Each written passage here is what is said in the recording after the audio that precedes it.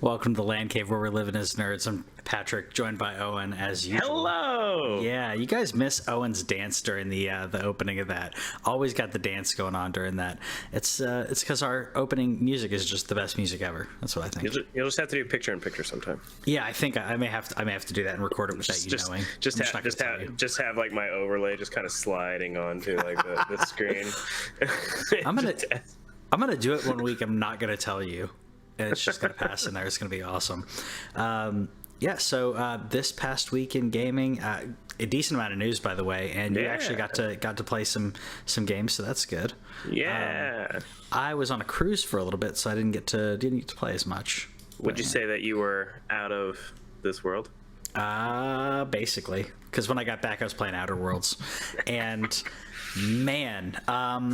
It took me a bit. It took me a bit to get into it. I will say that I feel like some of the pacing's a little slower. It's forcing into certain situations have been forcing me into combat where I was like, I was trying to evade that, but that's just my play style. What I was trying to do with the character, I was trying to talk basically all dialogue heavy, trying to persuade people stuff, leadership. I really like the humor though. Some of it's pretty subtle, some of it's not quite as subtle. So I'm enjoying. Are you still on the first planet? I am. Okay. Yeah. So I'll let you know if you want your playstyle to be talking your way out of it. Mm-hmm. As you go on, there will be more opportunities to do so. This starter planet really is just kind of a mix of everything. There is some stuff that you can talk your way out of, and then there's obviously like some forced combat and stuff. So I'll let you know. Don't be too discouraged. It's trying to give you it's trying to give you a feel for the whole game all in one planet. Sure. And yeah, that's kind of what I thought was going on because it seemed like an extended tutorial where it kept saying, oh, hey, you can do this, you can do that. So that's my intended game style, will be to try to talk my way out of everything. I don't expect it to be Fallout New Vegas levels of you don't have to even fight in that game. If you could actually run out of every combat situation and still beat the game. I don't expect that with this, but I'm liking it. You can do it with most everything. There's no spoilers in this, but there's little, like those little like think of it like a bandit thing, a bandit camp, since I'm playing Horizon. I'll talk about that in a second. But like just like little robots and stuff and little animals, like you kind of can't, you can run away from them, but there isn't. But in terms of like a lot of the characters that you're going to run into, there's a lot of opportunity to talk your way out of it. That's one of the things that I loved about the game, is I literally talked my way out of the end of the game, which actually made it interesting, to say the least. The last conversation that I had was pretty good. That's cool. Yes, that's what I'm hoping for. I will say that again, no spoilers, but within the first planet, you make a decision, a or B, something's going to happen, and I'm like, I'm going to make the decision that I want to make, which even as your I can't remember her name, I will keep wanting to say Pavarotti. Pavardi, yeah. So Ashley Birch, we'll just say Ashley, but like, so she easily one of the best side characters. Oh yeah, she stops you, and like, I really liked that they did that, where she's like, and I kept talking to her. I'm kind of talking her up because she's up down on herself, so I'm like supportive, because that's just me. And she actually talks through like the two scenarios, and I can tell they wrote it to illustrate there isn't like a wrong choice. It's it's an A or B, and there's upsides to both. The whole game is gray area, so yeah, which I appreciated. So, and then when I made a choice, then I found that I could actually the downsides of the choice I made were negated by other things I did. So I liked that. It was cool. Yeah, I'm glad that you're digging it, and I think that you're also gonna like the fact that, unlike certain, I don't know how long all the Fallout games are and stuff, but I think you're gonna also appreciate like the length is not. I beat it. I took my time, and I still beat it in like 35 hours. Yeah, so that's not bad. See, I was worried. I got a little determined to like not talk to everybody, but like every time I had a quest or of an area, I was like, I'm gonna go talk to these people, and I figured I'd spend a lot of time doing that if I got carried away. But how's Horizon, by the way? So speaking of wanting to talk to everybody and getting carried away, So I am on a mission right now to go through my backlog of games before Final Fantasy VII comes out. This was a glaring hole in my backlog, and the fact that I dropped this game so hard when Breath of the Wild came out. I remember specifically, I put 30 hours into the game in the 4 days that it was out, and then Breath of the Wild came out, and I never touched it again. Yeah. So I had to start over from the beginning because I don't remember anything. Sure. The map is huge, and this is where I get a little overwhelmed with open world games because I have this. I'm not very OCD, but I have this thing about like if there's a quest that I can see on the map, like if you visibly put like, "Hey, this is a quest. You should go talk to this guy."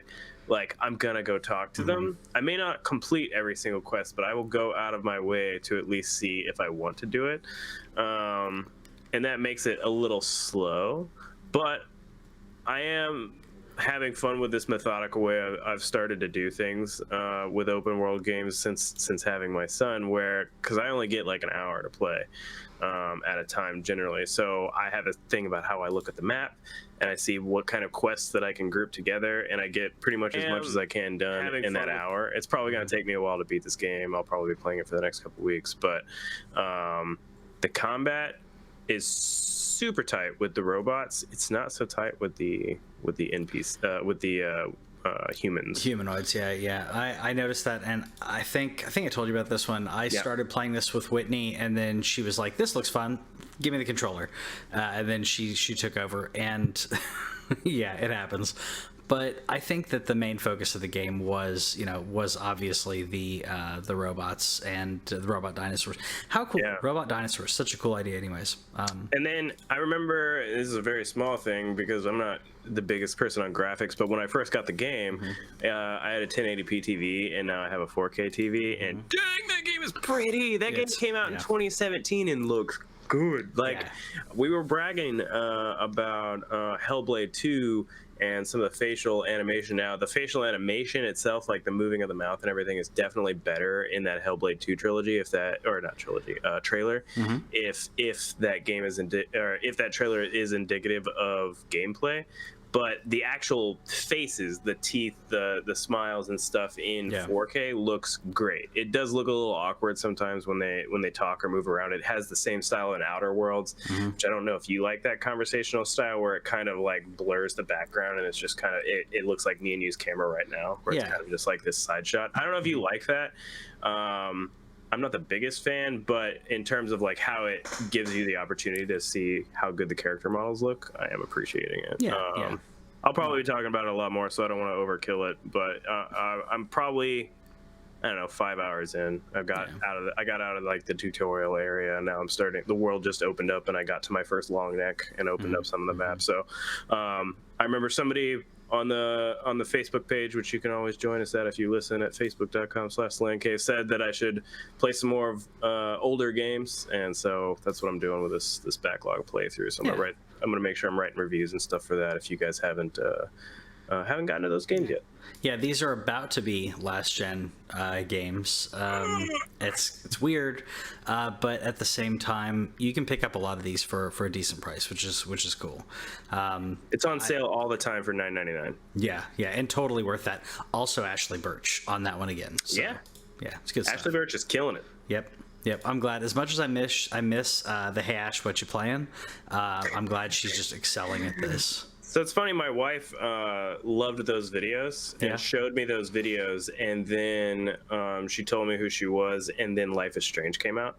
And I was like, this is that person that you like, and then now Ashley Birch is and everything. Yeah. Mine was a little bit before that, where I started watching them. I think they'd been putting out videos for like a year or so.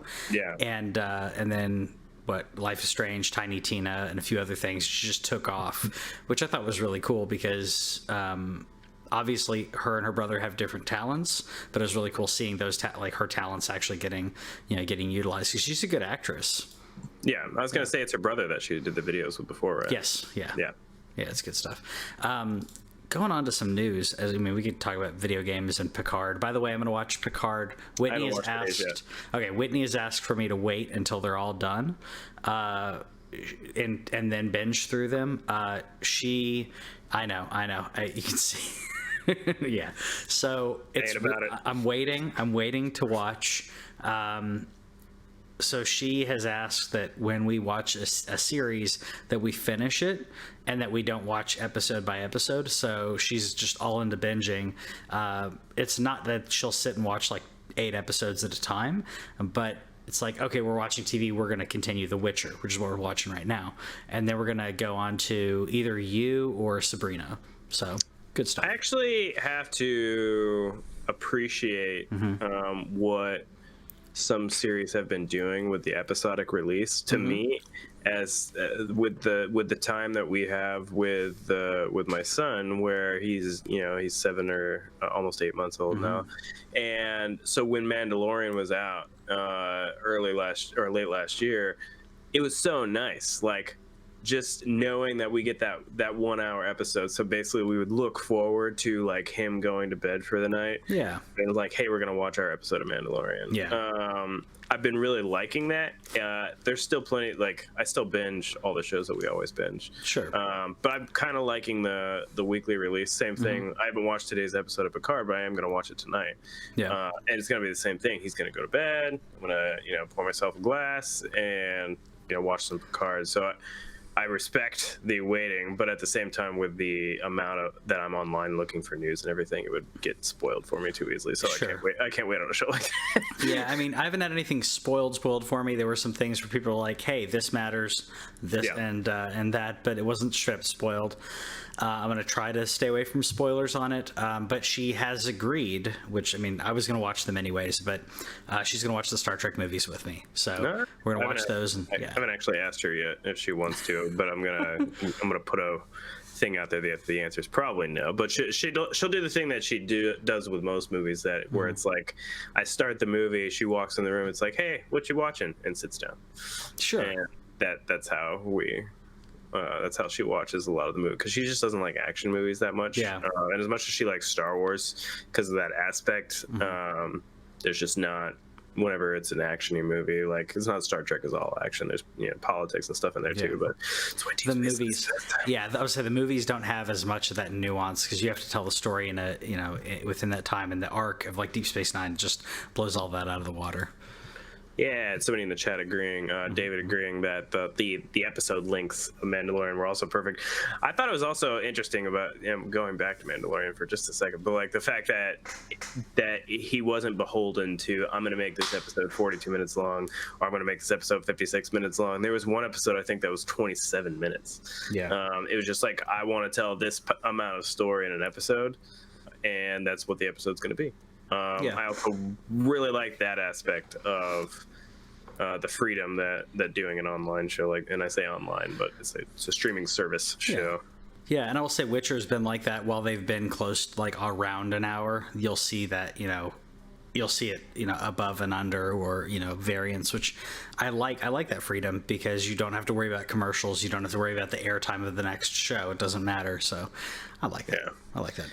Anyways, on to actual gaming news. We actually got a court ruling, which I didn't even realize that this was going on, but court ruling about muting in gaming, which basically saying if you mute, people were saying if you're being muted, that it would violate your First Amendment rights, which that's just dumb. Yeah. Come on. So the reason why I put this article in here is because I actually think it sets precedent for a lot of online services in general. Like, for example, the service that we're streaming through right now, which is Facebook. Among other things, you see a lot of times where people say that they, by trying to censor me on Facebook or trying to censor me on Twitter or something is a violation of my First Amendment rights. And what was actually ruled here on this video game, at least, was that this person was being like server muted, apparently, I think, on I forget which game it was. It's an older game. Old MMO. I don't know why you're playing Dota. I'm looking at it because people trash talk on Dota. I'm looking for the game. It's an old MMORPG. It's not EverQuest. It's very famous. People still play it to this day. I don't know, man. I'm trying to find it too. Brain fart. Anyway, so the reason this guy, I think he was getting like server muted. Some RuneScape. There it is. Wow. Old classic, right? Yeah. So RuneScape. So he was being muted somehow, and it might be on like a server or something. And so he was trying to fight that it was violating his First Amendment, and it went through Court of Appeals, federal courts, and he lost. And I'm actually okay with him losing. And I'm okay with him losing because of the precedent it sets elsewhere, because I'm a very big person of like a lot of politicians and stuff, which we don't go too much into the show, but like they have a problem with how internet companies treat their ability to speak, and I think that that's interfering with private business. You're allowed to say whatever you want, but that doesn't mean that a game company or a social media company or whoever can't say no. Yeah. And not give you their platform. You can still find another platform somewhere else. And so that's the only reason I included this, because I think that this is a big deal, that a video game situation potentially sets precedent for a lot of other online entities to say, we're not violating it. It's our product. We will do what we want with it. Thank you. Which, like you said, it does set a precedent. And to David was kind of asking for clarification, saying you can't mute other players. No, it's basically saying that you muting someone or the server muting you is not a violation of your rights. I'm curious, just because that's me, and I've played a lot of MMOs, but what was he doing that got him muted? Because I can't tell you how many people will spam, even if it's not like derogatory, but they'll just completely spam trade chat or whatever over and over and over again, and it interferes with everybody's game. So I want to know what he was doing in RuneScape that warranted that. That's what I'm curious about. Not that it 100% matters, but I'm really curious about the context of this. But you're right, it does set a precedent where, and you are agreeing to their rules when you join. So I'm sure that some of that had to do with the user agreement. Yeah, that's my opinion on that. I didn't look extremely deep into it. I was just more paying attention to the court ruling. Oh, sure. Because it's RuneScape. Who cares? Yeah. Again, I know it's a super famous MMO, and that's why it was bothering me that I couldn't think of it. But it's RuneScape. It's old. Yeah, I agree. But I will say that, speaking of user agreements, I'm going to jump ahead a little bit, because Blizzard rolled out a new user agreement for their end users on Warcraft that tied in with their release of Warcraft 3, which, by the way, was a sorry excuse for a remaster. I've watched videos of it, and I am completely underwhelmed. But the crazy part of the user agreement basically is that in agreeing to the user agreement, which no one reads, is that any custom game that you make, any custom mod, anything that you do is owned by Blizzard. So if you create a custom mod, that is owned by Blizzard. If you create a custom map, Blizzard can say, I like that, I'm now going to publish it, and now I own that. Also, if they ask you to send them assets of something that you did on a mod, you have to reply, you have to give it to them. And that sets some crazy, I mean, I don't know, precedent, but that's a pretty crazy agreement. And the other part, which I guess I completely forgot about, was I had Dota queued up for that, because Dota was a Warcraft mod. Yeah, I was gonna say, you know why they did that? Yeah, because they lost money. A lot of money. And they actually, I mean, they got some of it back when they settled with Dota, but I honestly, I don't have a problem with this because you're making it inside of their engine, you're making it inside of their game, because of like it's obviously not going to happen very often. Dota is that chance, right? Dota's that opportunity that, hey, somebody might strike gold using our map creator, and we want a piece of that when it happens. I don't think it's that crazy. Yeah, what was the because it's only two that I can think of that had that. It was Dota and the Arma 2 one that I'm now DayZ. DayZ was an Arma 2 mod, so it doesn't happen very often, but it can happen. And yes, David, 0 royalties. According to their user agreement that you agree to when you click through, you're giving up any rights of that.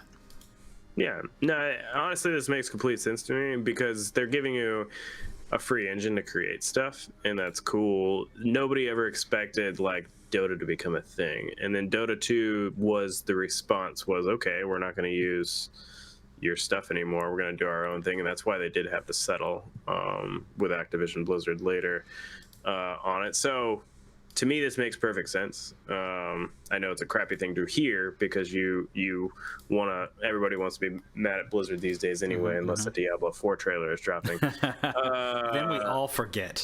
Yes, they do.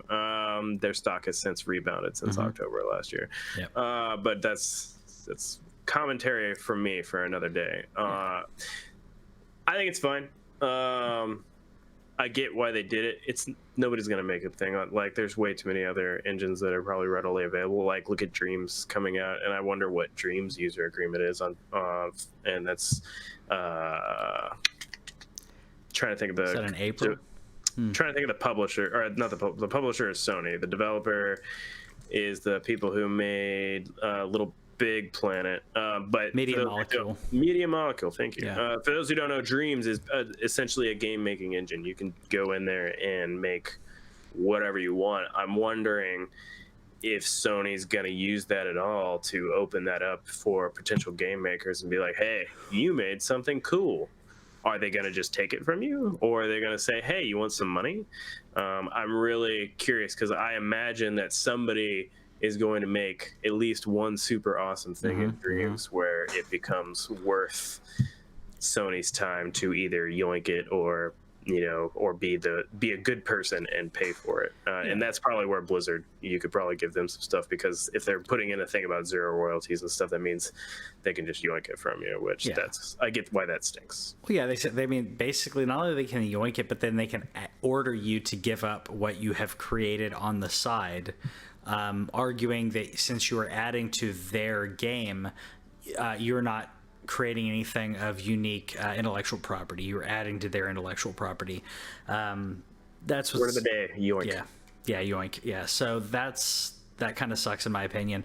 And I have seen other companies with similar user agreements, and you bring up a good thing with Dreams, because Little Big Planet had some amazing stuff that was in it. I made some mediocre things that I made some interesting, not scenarios, but I would create some interesting machines. Nothing like calculators or anything, but Dreams is so much more open. I don't know if anyone's going to make. I'm sure someone's going to make some robust game out of it, but I don't know if you'll be able to export it out of Dreams and be able to play it on its own. So I think you have to play it within the Dreams engine. Yeah, and if you're playing, as far as I understand it right now. Yeah, if you're playing within the Dreams engine, that means you can't export it, as opposed to what people did with Dota and Arma to create their own games. So there's some restraint on there, but that doesn't mean that there may be something giant that someone works on that's amazing that Sony, I don't know if they're going to steal, but that's what I was saying. It would be interesting to see what happens there, and I'll put it out. If you're a creative type, Dreams is a dope engine from everything that I've read and heard around the industry. Like, I'm pretty sure it's going to bomb in terms of the developer and stuff, but like what people have been able to do inside that engine is really impressive. So if you're any type of creator that comes out, it went gold, so I know it comes out soon. Yeah, I'm excited about it. Speaking of companies that just irritate everybody, sure. Let's talk about Konami. Woo! Up, down, down. Yeah. So Konami has addressed the rumors and stirring and tweets of a Silent Hill new game, and they've just said we're listening, which is good. The Silent Hill fan base is smaller than, and I'm playing the Silent Hills trailer here. Okay. The fan base for Silent Hill has always been smaller than Resident Evil, but it's a rabid fan base. They're very passionate. It's a great just a fantastic series. And this game would have been so great. Canceled. It was going to have Guillermo del Toro and Hideo Kojima working together with Norman Reedus, and it was going to be amazing. And then they canceled it. And then they were going to call it Death Stranding. No, they were calling Silent Hills, and then Norman Reedus was like, I love you, Kojima, I love you so much, I will go work with you. And even Guillermo showed up. But I think it would have been great, and the fact that they're listening is good.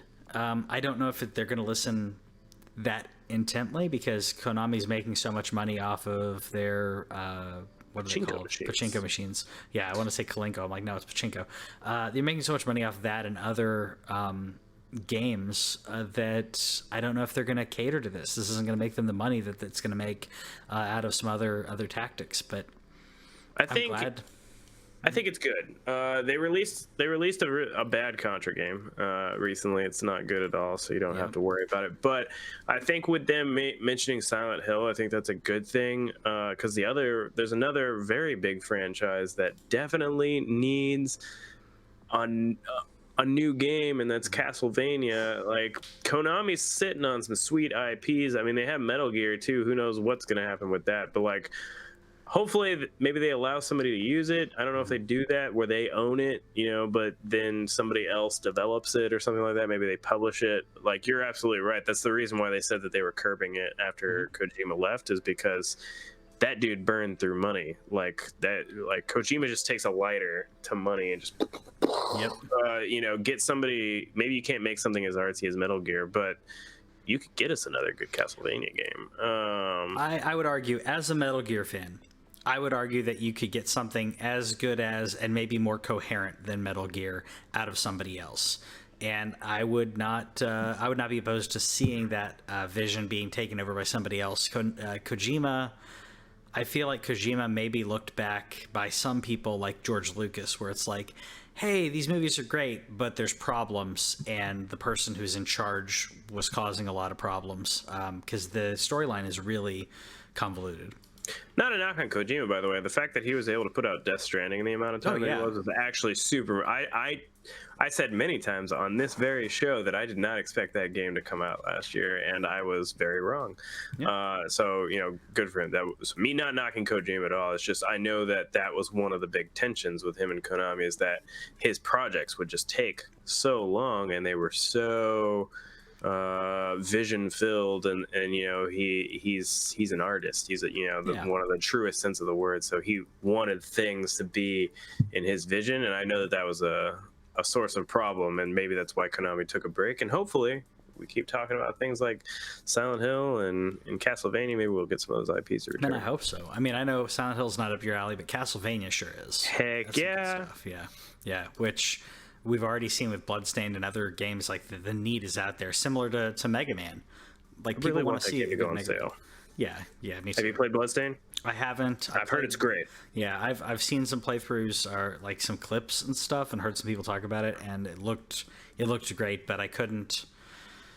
Partially for sales. $40 on it. Yeah, $40 and a game that I'm not going to be able to play right now. No, I got to limit my time. Another game I'm not going to play is that Dying Light Bad Blood, but you can get it for free. Yeah, I just threw this in there because we talked about Dying Light 2 getting delayed last week. So what Techland is doing, the developer of Dying Light, is if you own a copy of Dying Light anywhere, Sony, Xbox, I think it's on, PC, if you own a copy of that, they will give you their BR, which I don't know how much it cost before, but they're giving it away for free. That's just kind of a, hey, thanks for understanding that our other game's going to take a while. Here's this. I just thought that was a good gesture. Yeah, no, it's a great gesture, like you said, with everything that's going on. By the way, 94% people liked on Google. I'm just looking for like the price, and it just popped up. I'm like, that's pretty darn good. Really? 94%? That can't be like, nah, then here, go to Steam, and Steam's got it 3 stars. So Steam, which is probably the cheapest place to get it, and it is early access? What? It's not on PC. Yeah. Anyways, early access means it's out. It just... Yeah, well, I don't count it. Oh, okay. I mean, there's a lot of... half the games that people are playing are like Escape on Tarkov, which is the biggest Twitch game right now, is early access. Yeah, I know, and I don't like it. To me, I'm like, it's not done. You're just getting people to pay for it or beta test your game, and they're going to charge you. So, looks like Steam early access $20. I mean, it's not bad. Hey. It's not bad, but you can get it for free if you have Dying Light. So snag it while you can. Similar to PlayStation and Xbox, we talk about the games with gold and PlayStation Plus stuff. Grab it, You're already paying for the membership. Put a little calendar reminder on your phone. I know that's nerdy, but come on, we're gamers. Put a calendar reminder on your phone and go grab the games. Yeah, and especially just if you didn't happen to see, February's Games Plus is our bangers. Yeah. You get the entire BioShock collection for free. We'll put free in codes. Sure. And then there's a PlayStation VR title if you happen to have PlayStation VR. And then what was the third one? It was also something good. Oh, Sims 4. Sims 4. Yeah. Great. Like that's what I'm talking about. Give us some PSVR in there. I'm gonna start adding those for hopefully get whatever PSVR they come out with the PS5, so I can get a little library going. Maybe they'll put Astrobot on there at some point, please. Man, one way or another, just put that stuff in your cart into your account, and then when we retire, you can play VR games. Yeah, why not? I mean, why not? We'll be playing retro games that were the games that we played when we were adults and working. That's what I plan on doing, at least. We got some good news, not video game related, but Obi Wan related. Yeah. I don't know if I 100% believe Ewan McGregor here, but he did come out and say, "Hey, we just pushed filming to early 2020. The scripts look great. And he said there was all this BS about creative differences. None of that's true. They pushed the dates. They just pushed dates. I don't know if that's true, but at the same time, I appreciate that he was trying to quell any problems that were happening. I don't know what's happening behind the scenes, but this is what I love about Ewan McGregor. Is like he's just passionate about this, and he's genuinely excited to be Obi Wan again. You can tell that he's also used to Star Wars fans. Mm-hmm. So it's like, hey guys, just Ewan McGregor here. Just gonna say it's all good. I'm still in, and that's what we want to know. Is as long as Ewan's in, we're in. So yeah, of course. That's the best part of the prequels, hands down. He's the best part, and I will say that while his hair becomes hit or miss in certain parts or certain I wouldn't say scenes, just hey man, business in the front, party in the back, dude. Yeah, a little bit. I mean, but at the same time, he gives it his all. He's great as the character. He does what he can with the dialogue. Hayden Christensen. Hello there. Yeah, I love the memes. Absolutely love the memes. But yeah, I'm glad it's he's coming back. He's not out. He's making sure everyone's happy about it, and I'm happy about that. Yeah. I will say the voice actor for Obi-Wan in Clone Wars also solid. He does a really good job of trying to sound like Ewan McGregor, trying to sound like Obi-Wan. Cool. I just finished season 3, so I'm about halfway through. Man, I can't imagine. Getting ready for that February release. Yeah, I can't imagine because like you said, because Ewan McGregor is trying to sound like a younger Alec Guinness. Yeah. So that guy's trying to sound like Ewan McGregor doing an impression of Alec Guinness, man. And he does a pretty decent job. I've been very impressed with his voice actor, and then the voice actor for Padme does a pretty good Natalie Portman also. Nice. Yeah, I'd heard she was good. I've heard that like pretty much all of the cast for Clone Wars is great. So yeah, Ahsoka's awesome. Mm-hmm. I can't wait for more Ahsoka in this next season. That's what I'm trying to gear up for. 3 seasons left to go. Yep, I think that, and of course, rumors that I'm not even gonna put anything with this, but everyone's been talking about who's going to play her live action. They haven't even talked about her being in a live action. She was in Mandalorian though, man. Yeah, that's the rumor. That's the rumor is that I'd be so happy. And the rumor was like Rosario Dawson.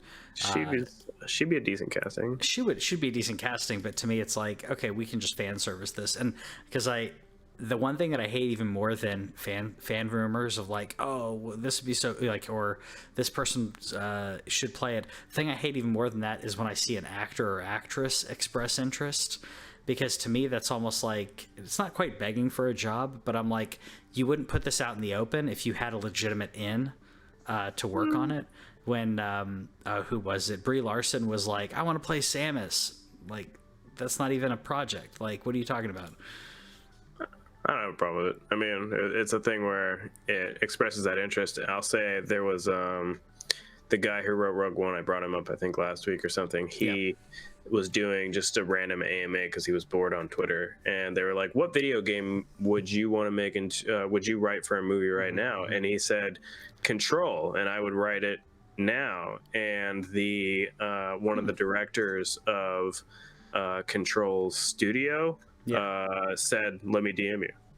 Oh, see, that's cool. See, that's different because he was prompted. It's like, what do you want to do? As opposed to like e-begging on Twitter. Yeah. Well, like I'm talking unprompted. Like, here's a picture of me dressed up as this character. That's what I'm talking about. Well, in this case, I don't think that she was unprompted though. I think it was fans servicing her in there, and then she was like, "Yeah, I would do it." Oh, Brie Larson? No, Rosario Dawson. No, Rosario Dawson. Yeah, that's what we're talking about. That was her. No, I was talking about the Brie Larson thing. No, Rosario Dawson, I ain't got a problem with, but no, Brie Larson, like, was basically taking pictures of herself in the Samus suit and like posting that all over the place, and it's like, you're vying for a job that might not even be there, and like it just seemed like random thoughts that just got sent out, like random stuff that I say about creating a tribute band. Whitney hears me talking about creating a Tom Petty tribute band or other different ones. It's like, it's probably not going to happen.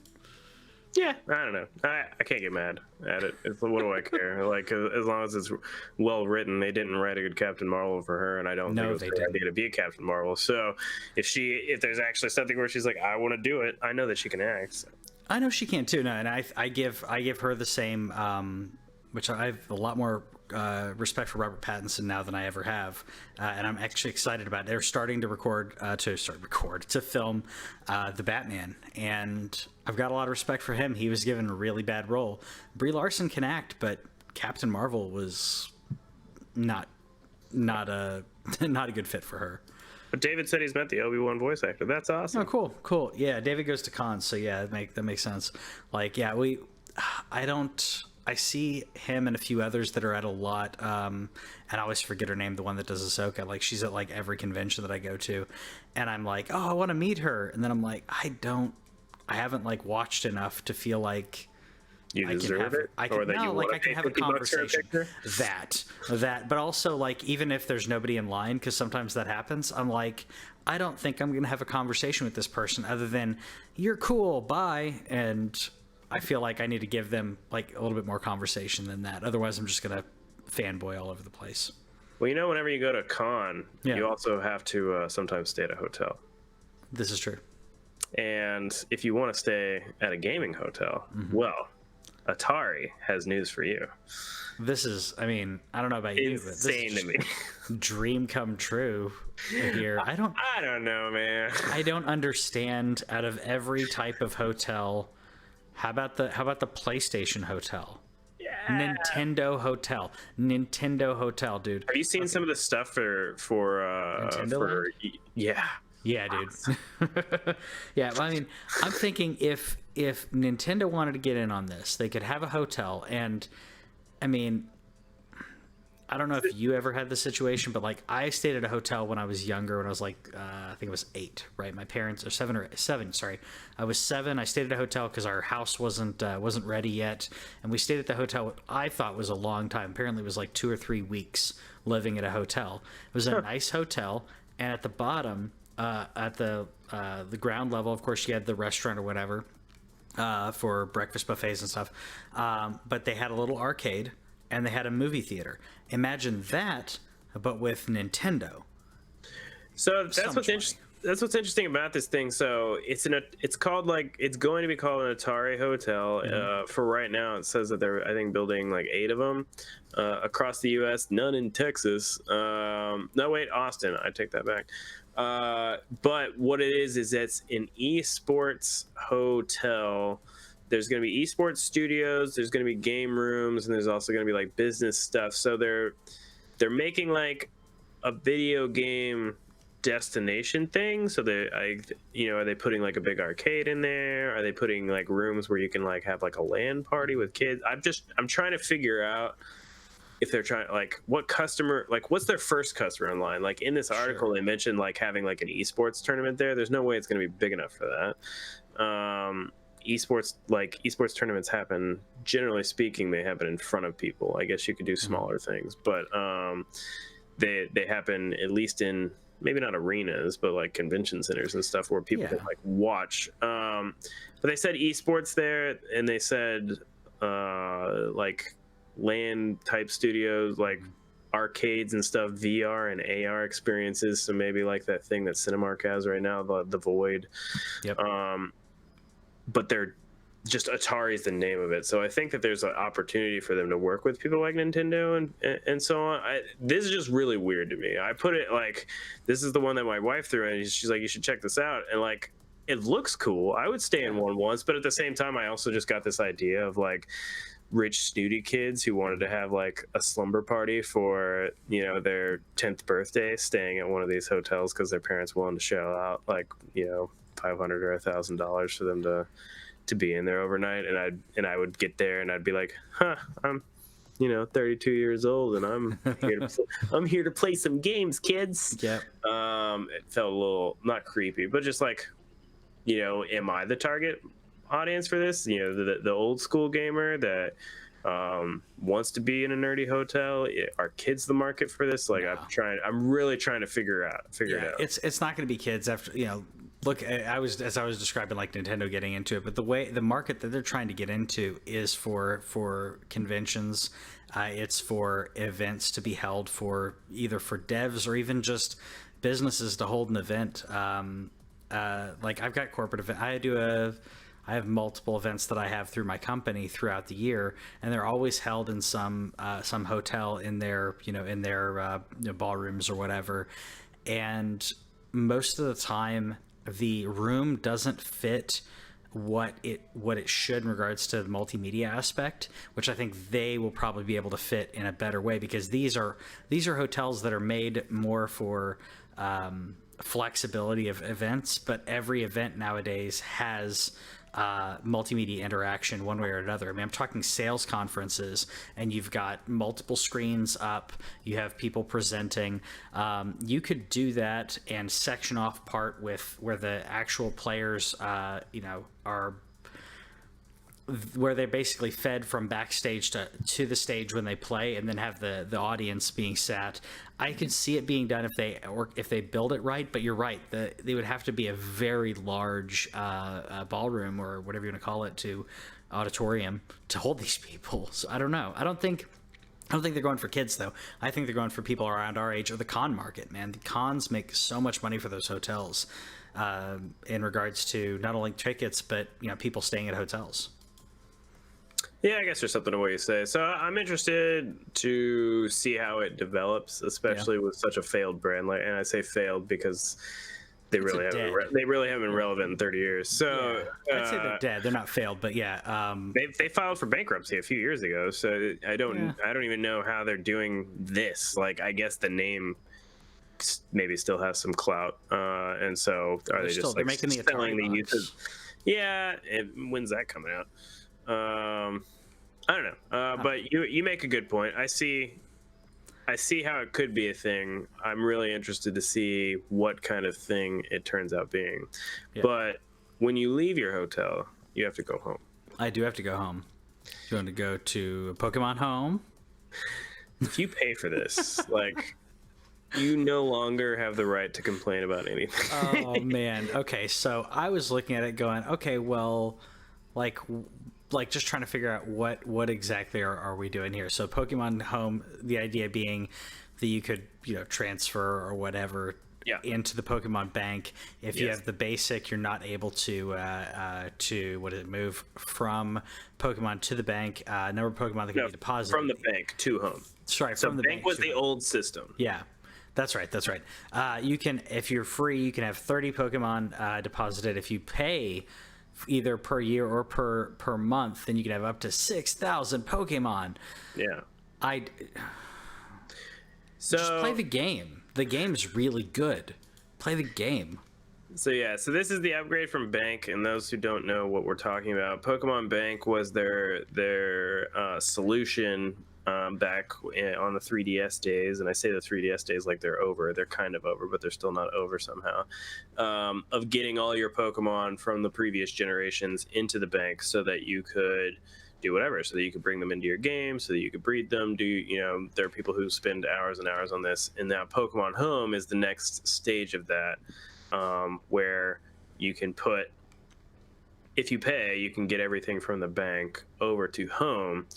Per year, Home is going to cost $15.99. Nintendo Online costs $19.99. I don't like the pricing of this. I don't think that it's right. I think Bank was a lot cheaper than this per year. I want to say it was like I don't have it in front of me, so somebody can feel free to correct me if they know. I think it was like $5, and that's fair. But like, you start going up above $10 just to use this thing that like is. No, you're spot on. By the way, $5 for Pokemon Bank, which nice.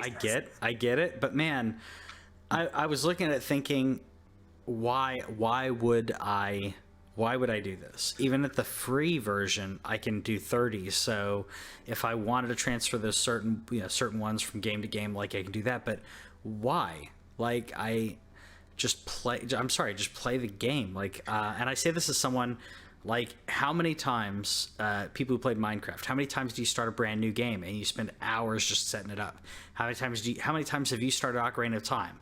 I mean, just play the game. The games are important. Like, you don't need this added piece to it. Well, the reason people do it is to complete the decks. That's why it's done, because historically you couldn't complete the decks without Bank. And so and that was to complete the decks on each game. And so to do that, you had to bring those Pokemon into your game so that it would go into your decks and that completionist thing. But as we'll get into in a second, with how much your game sold when it shouldn't have, just based on like your minimal upgrades from your 3DS version, like Vanessa says in the chat, this should just be included with Nintendo Online, or it should be an add-on at least for Nintendo Online for a cup. Like, it shouldn't be more than $5. You should not be having to pay these people. For those who don't know, the most valuable brand in the world is Pokemon. Yeah. You may be surprised by that, but the most valuable brand, at least media brand anyway, but I'm pretty sure it's brand in general, is Pokemon. They make, I think, over $100 billion a year. I could be off on that. It's a big number. Yeah. It's on Wikipedia. There's a list. Like, I was really surprised when I was listening. Hello Kitty is in the top 5. Yep. So we're talking about a lot of its merch and everything. They make an absurd amount of money, and it all started with this awesome video game and this little anime. Just give me the Pokemon storage. You get greedy little punks, and so I refuse to pay for this out of sheer force of like, one, I don't care about completing the decks. I get why you would want to do it, but it's not fair to you. If you're that person, they should not be doing this to you, especially if you had Pokemon Bank for $5, like, and you were paying for that this whole time. They should give you some kind of honorary, like, hey, thanks for all the memories. A founder membership or something. Thanks for the memories, guys. Transfer your stuff for free. No problem. Yep, I agree. By the way, for those wondering, because I'm sure people are like, wait a minute, but Disney, hold up. It's per franchise, and Disney has a conglomerate of franchise. Pokemon and Hello Kitty are number 1, number 2. Winnie the Pooh is number 3. That surprised me. $76 billion a year. Mickey Mouse and Friends, so anything touching Mickey Mouse is there. Donald Duck, all that. Star Wars is number 5. I don't even know what an Panaman is. It's a manga that I'm not familiar with. I apologize. Okay. Disney princesses are 7. Jump Comics, not familiar with that. Mario is number 9, so more Nintendo, and Marvel is number 10. Harry Potter's 11. But but no, like, so Disney has 6 out of the top 10. They're doing fine, but I mean, it proves with Mario and Pokemon, people will go to one of these parks. Throw in Hello Kitty. I mean, that's got a built-in franchise fan base there. Throw that in Nintendo World. Come on. I think Hello Kitty's nuts. Like, Winnie the Pooh's been around for 100 years, so I kind of get that. But like, you see Hello Kitty merch all the time, but I literally never see her in it. Like, there's been like a game here and there. I know that there's like some kind of a game that people make fun of whenever they're like, what are you playing? And you're like, Hello Kitty 2. Hello Kitty Island Adventure. Yeah, that's what it is. And that's the joke. And so, like, I know that it's a thing, but at the same time, like I feel like I don't see it that often. I do see Pokemon all the time. So and it's all the merchandise, man. The amount of the backpacks, the erasers, just everything. It's everywhere. It's clothing. It's big in Japan. It's big throughout the world though, and because of the I don't know what's the term for that, the love of Japanese culture. There's a term for it and I can't remember what it is. Not otaku, but there's an American term for that, but I can't remember what it is. I don't know. There's a term out there. I'll find it. But you know, nerds. Yeah, no. You know what another term is? Crunch. Yeah. Crunch is not cool. Crunch is when a video game company or anybody gets into the last thralls prior to release, and they push all their employees to work a ridiculous amount of hours, and then maybe fire them in some cases. And Cybercrunch is in crunch. I mean, Cybercrunch. Cyberpunk is totally in crunch right now, and they're denying it, but it's no, they're not. They aren't. I thought they were. That's why I picked this article in particular. That's what it's saying is just admit you're gonna have crunch, and I respect that they did. They were like, well, obviously we don't like it, but we are in a crunch situation. I give them all the props in the world for all the bad media miscues that CD Projekt Red has had over the past couple of years with their social media accounts and so on. The fact that you were just like, yep, we have crunch. More power to you. Yeah, I respect that, and I really hope in companies that have situations like this. I know of a few that do this, but companies that have that, if you're going to have crunch or whatever you want to call it, where you have that last push before it's either the fiscal end of the year, a lot of companies do that, or maybe it's before right before a launch or right during a launch in the support case where you're saying, hey, this is launching, it's going to be really rough for you guys for a little bit. When companies thank their employees and give them a little incentive, as simple as hey, here's some movie tickets or here's some Amazon gift cards, whatever it is. Obviously these people need more than that, but I'm hoping that they're doing that behind the scenes because CD Projekt Red rocks, and I hope they're doing that because it's a bunch of passionate artists working on the game, and that it's coming through, man. It's totally coming through in the gameplay that we're seeing. Yeah, I have to say my opinion's evolved a little bit on crunch over the last couple of years, just based on some things. So one, it should never be celebrated. Working overtime, like working insane amounts of overtime, is not something that I'm ever going to be like, yay, good job, way to go. At the same time, hearing from some creative people where they've talked about a project that they wanted to get out, like, it wasn't always that they were necessarily choosing to do it. Some of it just came as being a part of the job, but they were like, I want my product to be the best that it can be. And sometimes that requires that extra oomph there. And I had to respect that whenever I heard this artist say that, where like there are times where I put 80 hours in, and it's not like I'm proud that I put 80, but I'm proud of the product. Sure. So I've had to say, like, hey, it's not anything that should ever be celebrated. The other thing that I think is bad is just that the internet tries to eat these people, but they still go buy the game. Of course, yeah. So if you're gonna complain about crunch, don't go buy the game. And crunch isn't anything new, especially for artists. I've got story after story I could tell you about stuff, but like one of my favorite stories is Stevie Wonder recording Songs of the Key of Life, and he would be in the studio. He had shifts of engineers and musicians they would be finishing like a 10 or 12 hour stretch, and they'd basically tag out to some other people coming in, and Stevie was still going. You went until he was done, and he may take a nap, and you were there when he woke up. You were there when he was ready to play again. And he was doing it because he was trying to get that product out. And when it's coming from that self-determination, it's coming that's pure like that, I appreciate it. It's when the company is forcing someone to do it. That's what's rough for me. if they're giving them extra money or whatever they're doing as incentives, good. I know they'll definitely get extra money. Yeah, of course, yeah. But I've heard some that didn't, where they're like, oh, your salary, so what, you're working 70 or 80 hours. I'm just saying, like, if that's in your heart, if this is what you're doing, this is what you're determining your drive is, good for you. But like you said, don't give money to a company that's just going to exploit people. Otherwise, stop complaining.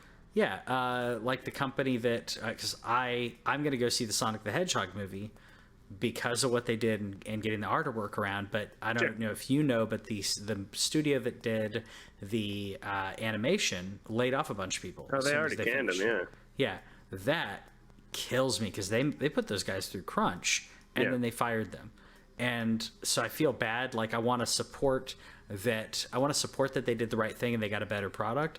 But at the same time, I don't want to support that they canned the company. So I don't know. It puts you in a precarious situation. Yeah, I think probably the biggest thing that's happened is just my attitude towards the people that have an attitude towards these situations is just that nobody puts their money where their mouth is. No, I agree. And that's where I'm not trying to call people out. I'm not trying to be like overly negative on that. It's just a thing of all the stuff that I see of people acting like they care, and they're like, well, but I still want to respect the artist and play the game. I'm like, okay, then you're saying, hey, thanks for crunching. Like, that's what you're doing. It's funny. People don't do that with movies, though. Yeah. People don't do it with movies. But movies, they're like, oh, that's crap. I'm not gonna support that. I'm not gonna buy it. I'm not gonna go see it. Video games, they say that and then they go buy Diablo or whatever it is. Oh yeah, so. Diablo 4. That trailer went off. That trailer was a banger. It was an awesome trailer, and that made people forgive Blizzard. Like I mentioned near the top of the podcast, their stock since October, it took a little dip during that Hong Kong situation. It's back up to where it was before the Hong Kong situation. Yeah. I made $55 off that, by the way. I swing traded that. I saw it dip and I'm like, Blizzard's coming back. I waited for a bit. I bought some, made some money. Why not? And then there's morals. Well, I knew they were coming back, but it just happens. I have an account. I think I told you I've got an account that's like specifically for swing trading money, because I've got my account that I'm investing in, but I've got an account that's just for that, where it's you call it a casino money, whatever you want to call it. I win more than I lose, so that's good. But man, that felt good. That was $55 in a day, so not bad. Yeah. No, good job. While I was like, out and about, grocery store or something. Anyways, let's talk about some positive stuff, because 2019, making money. Man, 2019, the year of Nintendo, as you put it right here, year of the Switch. Holy crap! So we've been fans of the Switch since they announced it. The Switch. There were rumors before it came out, and this was prior to you joining the podcast. There were rumors before it came out where I said, if they do this, if they do X, Y, Z, I'm going to lose my mind. And they did everything that I was saying. I think one thing they didn't do, but that's fine. But I was like, that's a pipe dream. If this thing actually can plug into your TV, if I can take it from home. I've become more of a handheld gamer than a console gamer now, because I can dock my Switch. Just that alone has allowed me to rock it. So 16 million copies of Pokemon. And is that Sword and Shield, or is that Pokemon? That's Sword and Shield. Sword and Shield, yeah. And see, that's where it's at. That's the real Pokemon. Not to say Let's Go Eevee isn't and Let's Go Pikachu's bad, but I didn't include that, but that's where I wanted to talk. Like, that's where my thing about home came along. Is that 16 million copies of Sword and Shield, 10 million copies of Eevee and Pikachu. Yeah. Ridiculous. Vanessa in the comments saying, I don't forgive Blizzard. I'm not forgiving Blizzard, but they hit me with like the one thing, like, other than maybe Legend of Zelda, Diablo's like my thing, so it's really hard. I'm going to be very cautious on what happens with Diablo 4, but man. Anyways, ridiculous sales on the Switch, and you posted earlier on Facebook. I don't have the stats in front of me. If you wanted to yeah, in front of you. I put this up on my personal one just because I was kind of in awe of it. So to date, Switch has now sold 51 million units, and I just I wanted to put a comparison out there, and this isn't a knock on Xbox before I say this, but Switch came out in 2017 and has sold 51 million units. Xbox One has came out in 2013 and has sold 41 million units. So Switch was able to outsell them by 10 million and did it in half the time. Is sick. It's just meteoric, man. Like Sony's had a really good run too, and that's the one I meant to pull up before the show, but I just got busy with the kid. Is that I really wanted to see how long it took them to get to 50 million. But 2019 was all Switch all the time. PlayStation and Xbox down across the board. Yep. And that, I mean, that doesn't surprise me when it comes to Xbox. Nope. Xbox down 43%. Game Pass doubled. And that was I think last quarter that doubled. Yeah. It's doubled users in a single quarter. Which I think people are realizing how good a deal, especially with the cheap sales, the cheap Xboxes you can get. Cheap Xbox One S that you can snag with Game Pass and Games with Gold and just not buy a game. Just play their first-party games day one on Game Pass. It's an amazing deal. It's an amazing deal. And Games Pass is available on PC.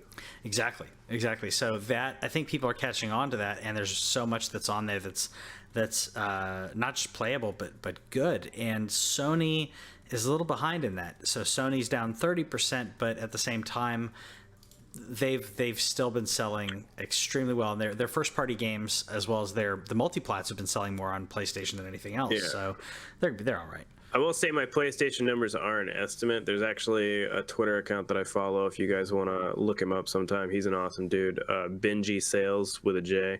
For Benji, he just posts, like, his thing is just posting financials and stuff about the video game industry. Nice. So if you're nerding out for some kind of thing like that, I am. So he was estimating on the PlayStation ones because they haven't released their 2019 earnings yet.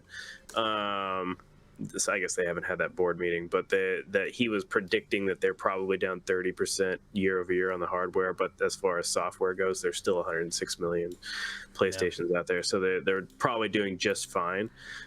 In that Xbox, on the other hand, is not doing great in software, but that's because everybody's buying Game Pass. So they literally doubled their user base in Game Pass. Like next gen, it's going to be, I think that there's going to be a shift in how we look at numbers, in the fact that Xbox is going to be doing something like Game Pass, and if like every single one of their users has Game Pass, they're not going to be buying necessarily that many games. Yes. No, you're exactly right. I'll say shout outs to the way Xbox does it, though, that I've realized PlayStation doesn't.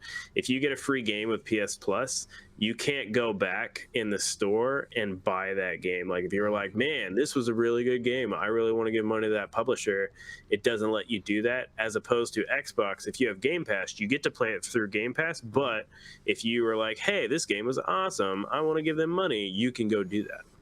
Yeah, and I will say, for those who are like, well, why would you do that? First of all, support your developer. I mean, if you're loving the game, support them. I've bought games on multiple platforms specifically just to say, I love this. I want them to see how much I and other people like it. I know I'm one of the outliers that do that, but also recently, Owen knows about this, my PlayStation subscription lapsed. Usually I purchase it like on Amazon or something at a discount, and then I apply it to my account.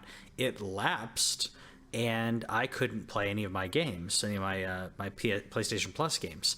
So if I had been given the option to purchase, especially like with the sales that go on, because there were a bunch of games that when the holiday sales were going, and Metal Gear and a bunch of others were on pretty deep discounts, and what happens when I look on it? It says purchased.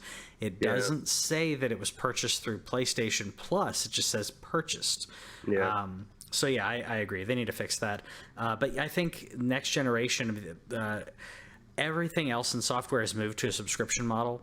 Everything is now about subscription and a subscription as a service, where the gaming industry has now moved to that as well. It moved a little slower than some, but yeah, I would not doubt that the next generation, the sales will be it won't be as astronomical in regards to some of the game sales, because they'll be paired with a PlayStation or Xbox subscription plan.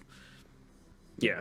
I really hope that Sony gets better as far as PlayStation now goes, and I think they're going to. We're all just chomping at the bit for that announcement. Everybody expects that it's supposed to be this month, and we still haven't heard a peep yet. So we'll be. I thought it was next month.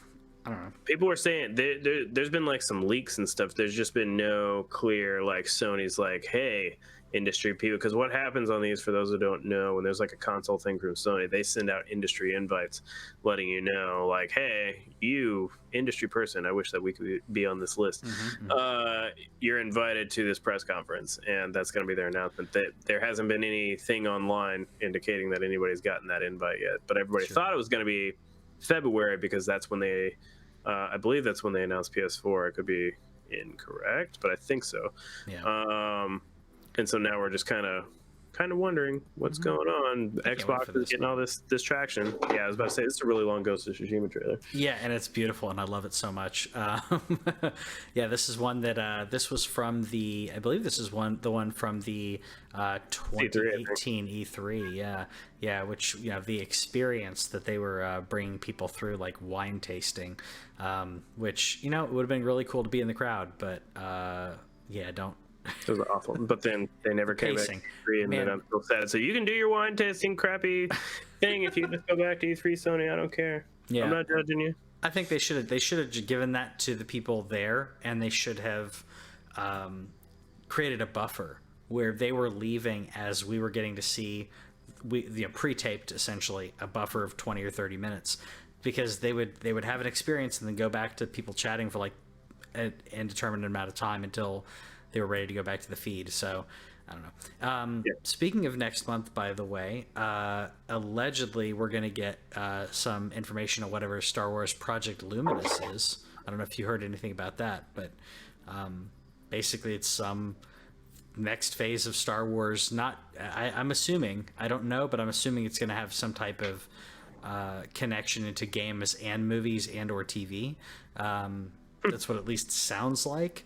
But at the same time, that's apparently the future for Star Wars is what they're talking about. This is where they're heading now that the trilogies are done. Where are we moving? So I'm hoping that we get a Marvel-like presentation of here's what we're thinking, and here's what's on the docket for the next 5 years. That's what I'd like, at least. Let's talk about Phase 1 Star Wars. I don't want that. You don't want that? I want intrigue, man. I want to be surprised. I want to be when something gets announced. Like, I'm okay with like a couple things being announced at once, but like the problem with like the phase announcements is like we know that they're working on Black Panther 2. We know that they're working on Captain Marvel 2. We know that they're working on Guardians of the Galaxy 3. Yep. Like, we already know. There's no excitement for me there because those are coming out 2022, 2023. Yeah, that's too far in advance. Like, if you want to, just like we were talking about with games, how we get a little annoyed that we find out about them like 4 or 5 years in advance. Like, if you're going to tell me about a Star Wars project, I want to know what's coming out a year from now. I want to know like what is in production right now, like what just started filming. I don't want to know about a Star Wars movie that isn't coming out until 2025 or whatever. So there's a balance for me there where if we're going to get phases, I want a short-term phase, not something where news is just going to come out in drips for the next decade. Sure. No, I get you on that. Like, I could see something in between being good, but I'm not saying that we need to know. I'd like to get an idea of what the direction that they're going to go forward in it. I don't have to know everything. If they say, hey, we're doing a little bit of like a mixed bag, it's going to be, you're going to get some stuff that's Old Republic. You're going to get some more TV shows. We have a new cartoon coming out. Like, I don't have to get full details. When all the ones that you listed, Captain Marvel 2, Black Panther 2, Guardians of the Galaxy 3, like, you say the word and I'm like, oh, okay, I got a good idea where you're going with that. WandaVision, I was like, okay, I got a good idea where you're going with that. Doctor Strange 2 and others. But if they were just kind of given some idea of where we're going, because they haven't started filming any of these. They haven't started filming Obi Wan, and Obi Wan's the next series, unless they may have started filming Mandalorian 2. I don't know. I mean, they just confirmed it. I don't think they've actually announced whether they've started filming it or not. I know that we know that Clone Wars is coming out, so like those are those short-term things. So it's just that balance thing. Well, but I'll have to look more into it. But I'm gonna say that we'll keep you guys up to date. Yeah, it's already in production. I just googled it real quick. It's gonna be released fall of 2020. So that's great. Let's go. I'm happy about that. Can we finally find out the name of his race? That's what I want to know. Can we finally get Yoda's race? I mean, I don't mind if we get a name. I would like some intrigue. It's always been mysterious. Even the reaction some people had was kind of mysterious. So, I don't know. Let us know in the comments. Do you want to hear what Yoda's species name is called? Do you think that the child is a clone? Or do you think that it's a love child between Yoda and Yaddle? A love child? That's a stretch. Oh, it's a ridiculous stretch, but that's what the internet does. Is his name Yodel? Is Yodel? Yodel. I think it's Yodel. See you guys later.